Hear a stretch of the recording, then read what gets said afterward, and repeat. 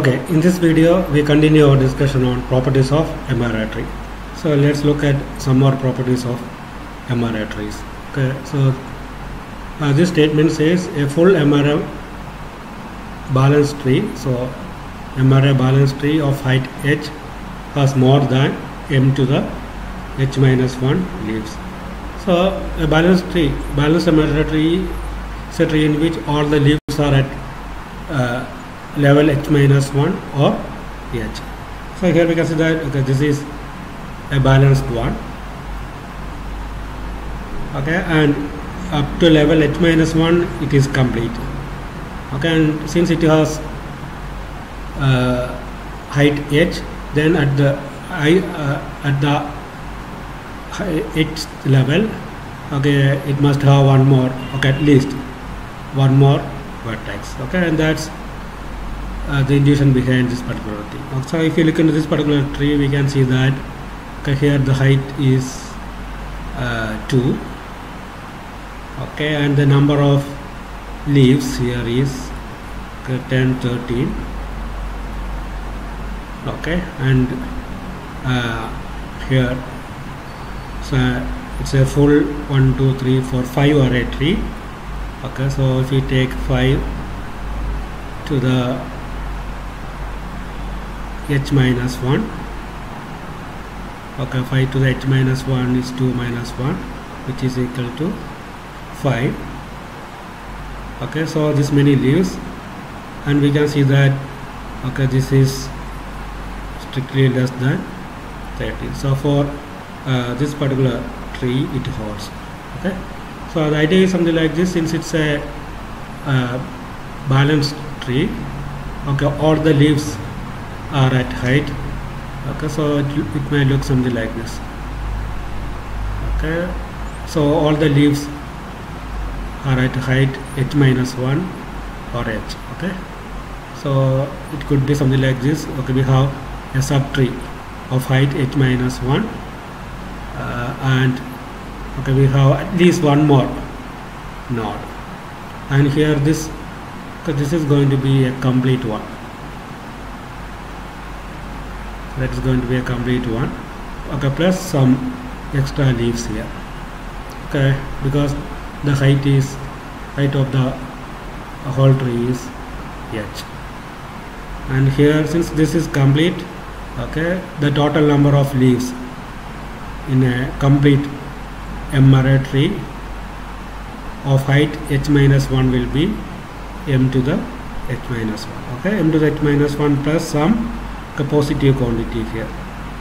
Okay, some positive number. So here this number, it is strictly greater than or equal to 1 because the height of the tree is h.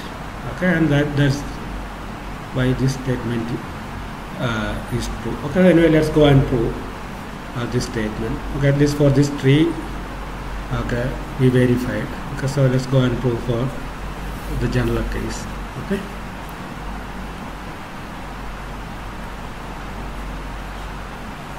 so let's consider a full MRI balanced tree.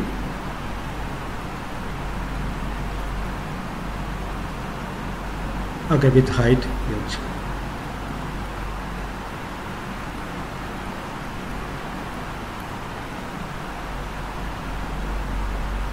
Okay, and since it is balanced,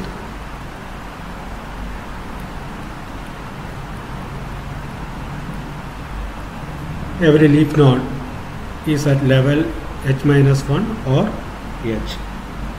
Okay, so since it is balanced, every leaf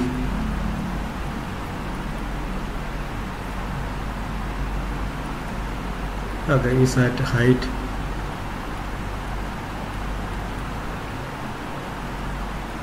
h or h minus 1, and since it is a full MRI tree, okay, each internal node, okay, and we can see that each internal node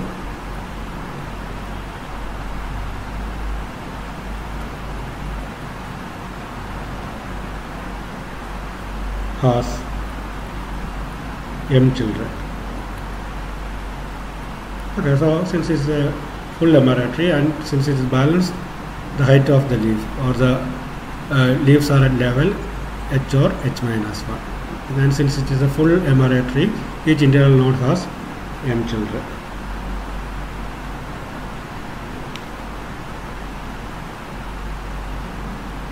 Okay, and since the tree is full, okay, and balanced, okay, as I said here, okay, if we look at this subtree of height h minus 1, so it is a complete tree, so it will have exactly m to the h minus 1 leaves.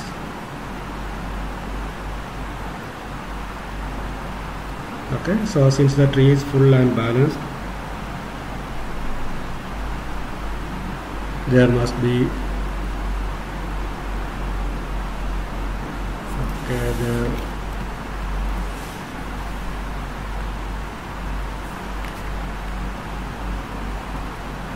there must be m to the h minus 1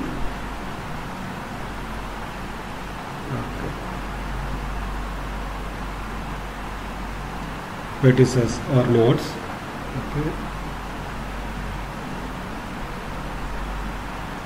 with height h minus 1. Okay, and among these vertices, some of are leaves and others internal nodes. Okay, something like this. So here we can see that, okay, this is an internal node. Similarly, okay, here this particular node, it could have some m children here, because we are dealing with the full emerald tree. Okay, so if you look here, we have 2 to the m minus 1 nodes or vertices, and some among them may be okay, some among them are leaves and some are internal vertices. Okay, so let me write down what I said, and here h minus 1, and here the sum of which are leaves and others internal vertices.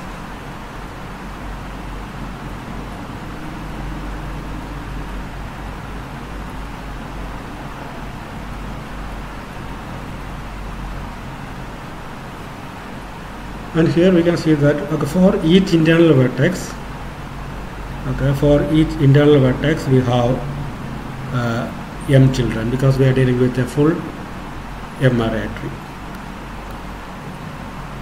Okay, so for each internal vertex,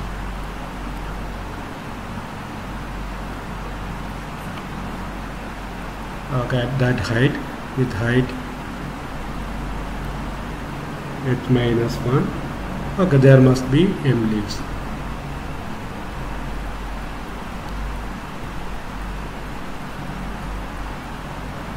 Okay, because we are dealing with a full emerald tree. Okay, and since the tree has height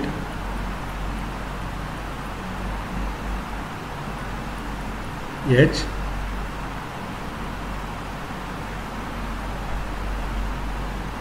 okay, there must be at least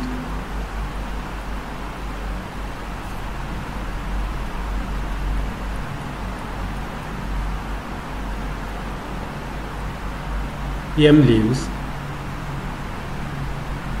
at height h.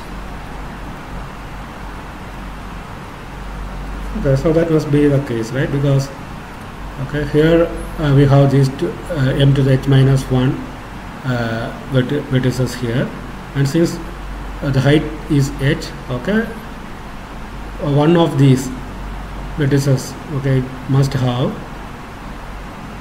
m children, okay, because the height of the tree is h. Okay, so we have at least m leaves here. Okay, so since the tree has height h, there must be at least m leaves with height h. Okay, and thus the total number of leaves must be strictly larger than the number of nodes with height h minus 1. Okay. Okay, that's the total.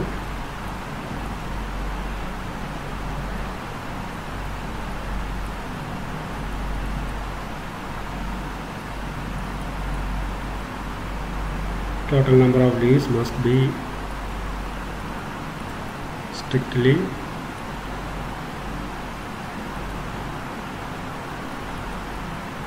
larger than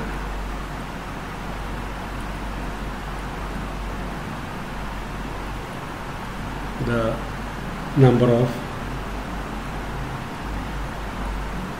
vertices at height h minus 1.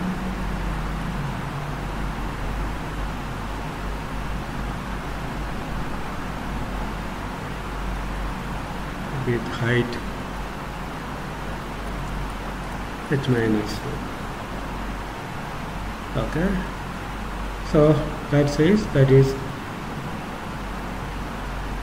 the number of leaves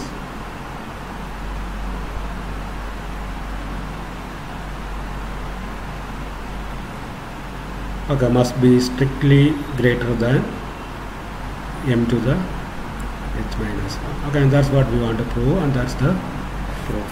Okay, so the idea is something like this. Here we are given a full m array balance tree of height h. Okay, and we want to prove that it has more than, okay, strictly greater than m to the h minus 1 leaves. Okay, so if you consider something like this, so since it is balanced, all the leaves must be at h minus 1. Okay, they have levels h minus 1 or h. Okay, and at the h minus 1 level, okay, that this particular subtree is a complete subtree, okay, complete m array tree. So the number of nodes, okay, at this level must be equal to m to the h minus 1. Okay, and since the height of the tree is h, it means that, okay, among these m to the h minus 1 vertices, okay, at least one will have m children. Okay, so we have the total number of leaves here. Okay, it will be like, okay, m to the h minus 1, total number of leaves here, plus a positive, strictly positive quantity, and that is at least greater than or equal to not 1. I think it is greater than or equal to m. That is more precise because we are dealing with a full m array tree. Okay, so this greater than or equal to m, and we know that this m is greater than or equal to 2 anyway. Okay, so here we have this condition. Okay, it is strictly greater than m to the h minus 1. Okay, and that's what we proved here. Okay, so that says a full m array balance tree of height h has more than, okay, strictly greater than m to the h minus 1 leaves. Okay, and so we will continue our discussion on the properties of m array trees in the next video.